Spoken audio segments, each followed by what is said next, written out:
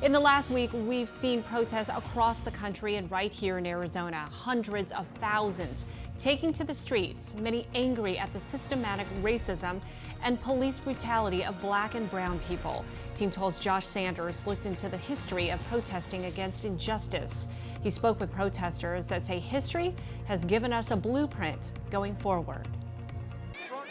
Protesting has been exercised throughout America's history. Many of the marches we've seen here in Phoenix over the past several days have turned from peaceful protest against police brutality and violence against people of color to civil disobedience and destruction of property. City leaders have pleaded with protesters to exercise their First Amendment rights peacefully because destruction and violence distracts from the very real message that racial injustice exists. Pastor Andre Miller of Mesa says it's important for protesters to keep in mind what message they are trying to communicate and learn from civil rights icons like Dr. King. Martin Luther King sat down with a president who was not necessarily the best individual in terms of race relations, but he had to sit down and have a conversation with him to get something done for the greater cause. And that is what we need to do. Dr. King was known for protesting peacefully and sat down with President Lyndon Johnson to discuss bringing an end to racial injustice during the 60s before his assassination.